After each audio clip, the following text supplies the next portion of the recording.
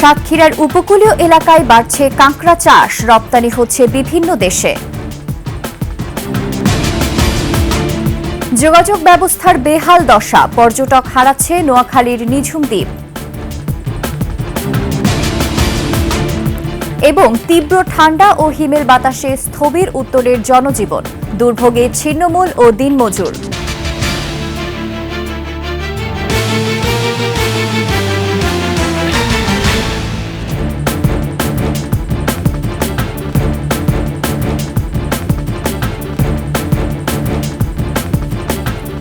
শুনছিলেন সংবাদ শিরোনাম, আমন্ত্রণ 21 সংবাদে। সাথে আছি আমি ফারজানা নির্জনা। দর্শক, 21 টেলিভিশনের সংবাদ একসাথে সরাসরি দেখতে পাবেন আমাদের ফেসবুক পেজ www.facebook.com/2124 অনলাইনে।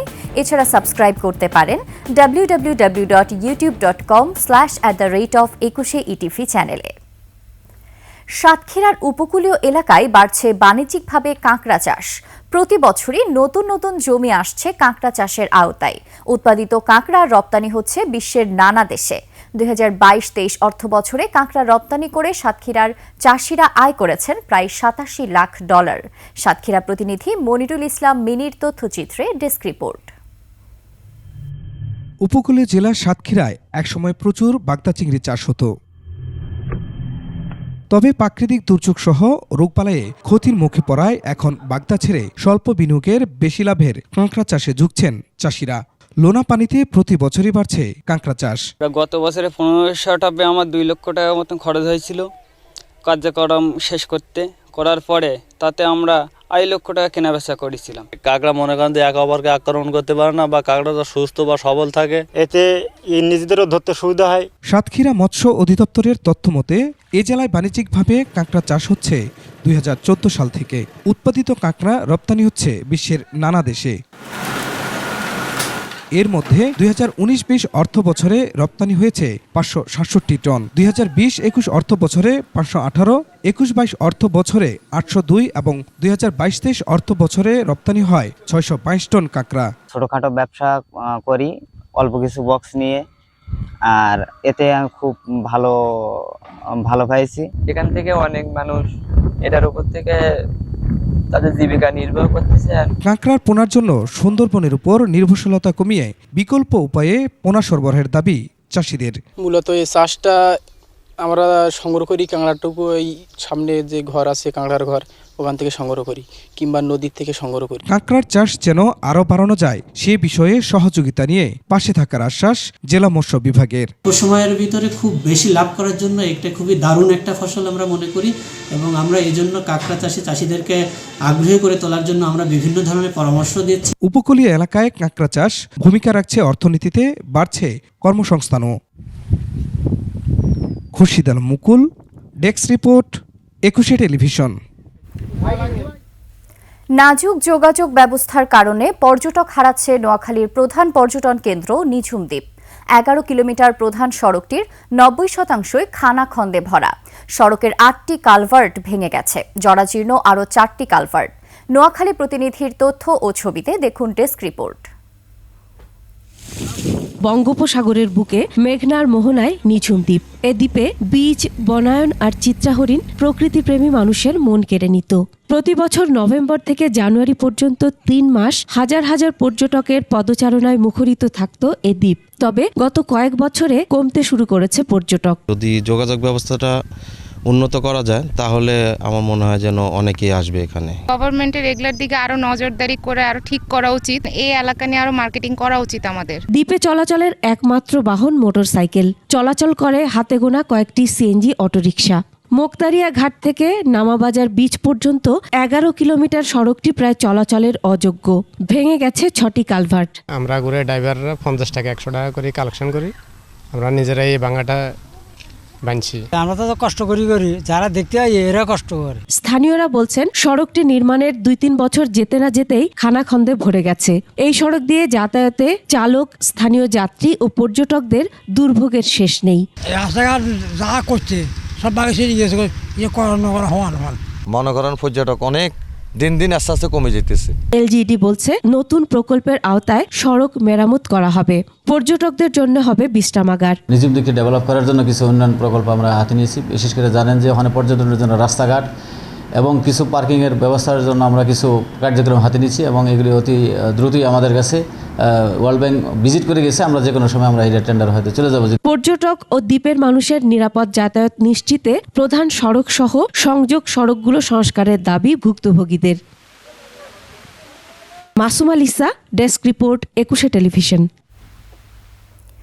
তীব্র ঠান্ডা ও হিমেল বাতাসে আজও স্থবির উত্তরের জনজীবন। শীতে দুর্ভোগ বেড়েছে সাধারণ মানুষের। এদিকে সাগরের নিম্নচাপের কারণে উপকূলের জেলাগুলোতে আকাশ মেঘাচ্ছন্ন হয়ে আছে। কিছু জায়গায় গুড়ি গুড়ি বৃষ্টিপাত হচ্ছে। প্রতিনিধিদের তথ্য ও ছবিতে দেখুন ডেস্ক রিপোর্ট। তীব্র ঠান্ডা ও হিমেল বাতাসে আজও স্থবির উত্তরের জেলা পঞ্চগড়ের জনজীবন। সপ্তাহ জুড়েই জেলায় 9 থেকে 10 ডিগ্রি সেলসিয়াসে অবস্থান করছে তাপমাত্রার পারদ। তেঁতুলিয়া আবহাওয়া পর্যবেক্ষণ কেন্দ্র জানায়, সকাল 6টায় তাপমাত্রা রেকর্ড করা হয়েছে 9.8 ডিগ্রি সেলসিয়াস। সন্ধ্যা থেকে ঘন কুয়াশার সাথে হিমেল বাতাস যোগ হওয়ায় কনকনে ঠান্ডা অনুভূত হয়। এতে ভোগান্তি বেড়েছে দুস্থ, ছিন্নমূল ও ভবঘুরে মানুষের। পঞ্চগড় সদর আধুনিক হাসপাতাল সহ উপজেলা স্বাস্থ্য কমপ্লেক্সগুলোতে শীতজনিত রোগে আক্রান্ত মানুষের ভিড় বেড়েছে। এদিকে শহরের মোটা কাপড়ের দোকানগুলোতে বেড়েছে বেচাকেনা।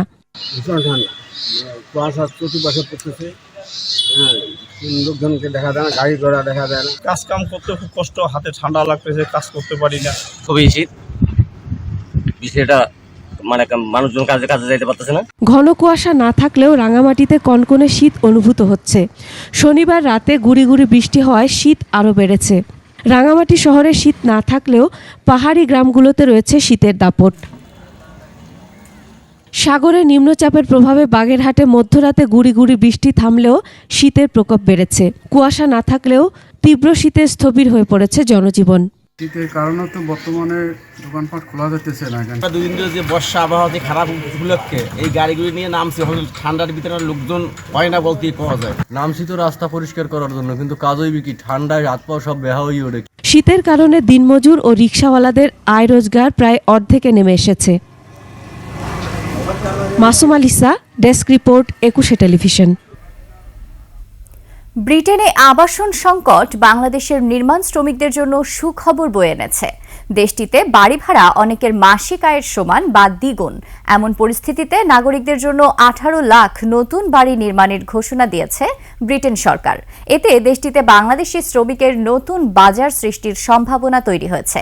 লন্ডন থেকে শাহেদ শফিকের পাঠানো তথ্য ছবিতে সিরাত আল মুস্তাকিমের রিপোর্ট।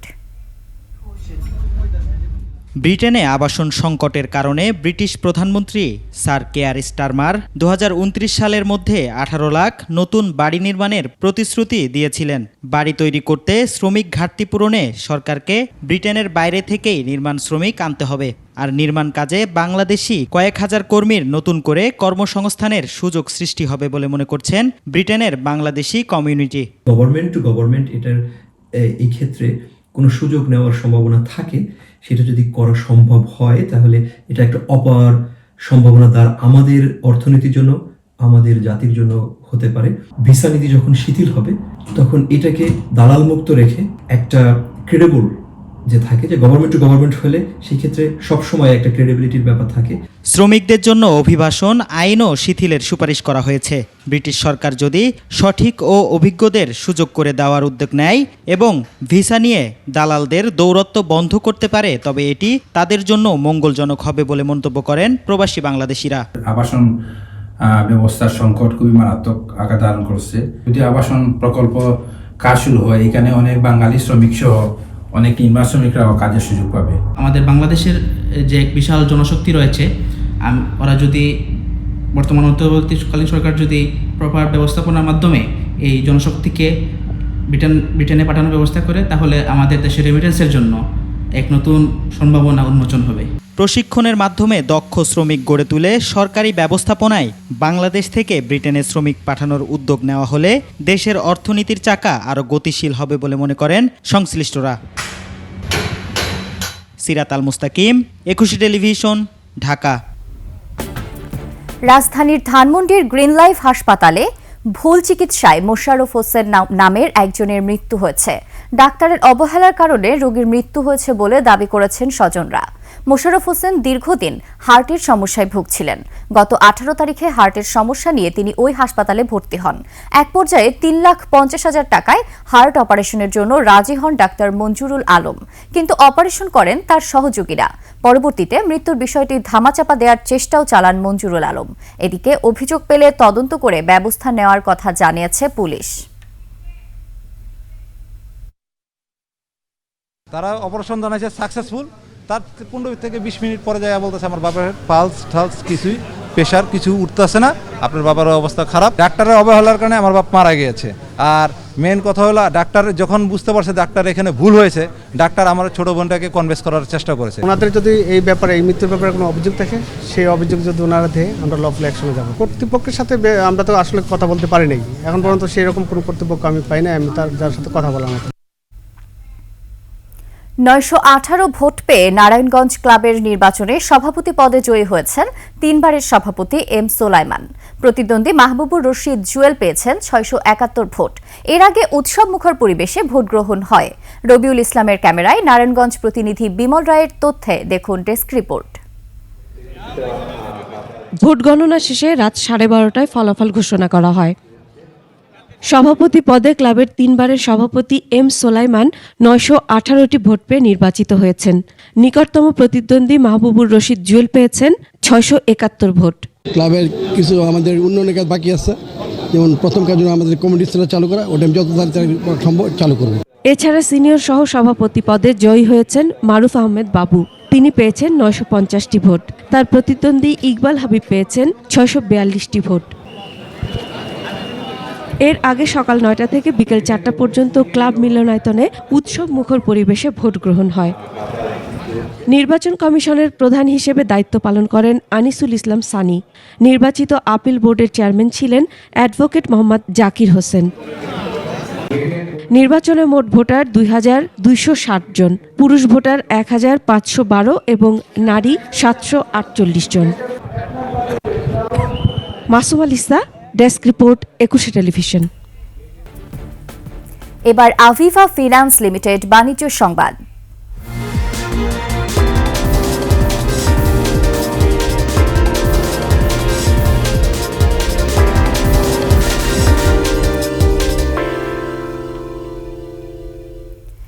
জয়পুরহাট চিনি কলে শুরু হয়েছে আখ মাড়াই মৌসুম। লোকসানের বোঝা মাথায় নিয়ে আখ মাড়াই শুরু করল দেশের বৃহৎ চিনি উৎপাদনকারী প্রতিষ্ঠানটি। এই কার্যক্রম উদ্বোধন করেন চিনি ও খাদ্য শিল্প কর্পোরেশনের সচিব আনোয়ার কবির। এবার 3002 একর জমিতে আখের আবাদ হয়েছে, আর চিনি উৎপাদনের লক্ষ্যমাত্রা নির্ধারণ করা হয়েছে 3025 মেট্রিক টন। চিনি কলের ব্যবস্থাপনা পরিচালক জানান, গতবারের চেয়ে এবার আখের মূল্য বাড়ানো হয়েছে। এদিকে বিকাশ অ্যাকাউন্টের মাধ্যমে চাষিদের মূল্য পরিশোধের উদ্যোগ নিয়েছে কর্তৃপক্ষ।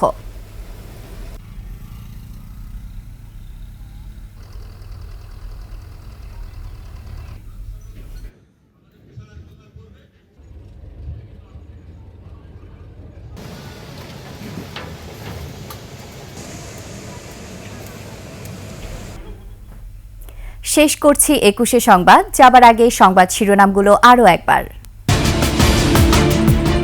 সাতক্ষীরার উপকূলীয় এলাকায় বাড়ছে কাঁকড়া চাষ, রপ্তানি হচ্ছে বিভিন্ন দেশে। যোগাযোগ ব্যবস্থার বেহাল দশা, পর্যটক হারাচ্ছে নোয়াখালীর নিঝুম দ্বীপ। এবং তীব্র ঠান্ডা ও হিমেল বাতাসে স্থবির উত্তরের জনজীবন, দুর্ভোগে ছিন্নমূল ও দিনমজুর।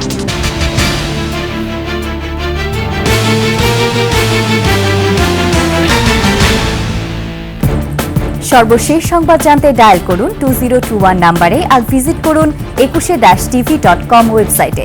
ফেসবুকে ভিজিট করতে পারেন www.facebook.com/2124 অনলাইনে। এছাড়া সাবস্ক্রাইব করতে পারেন www.youtube.com/@21etv চ্যানেলে। এতক্ষণ সঙ্গে থাকার জন্য ধন্যবাদ।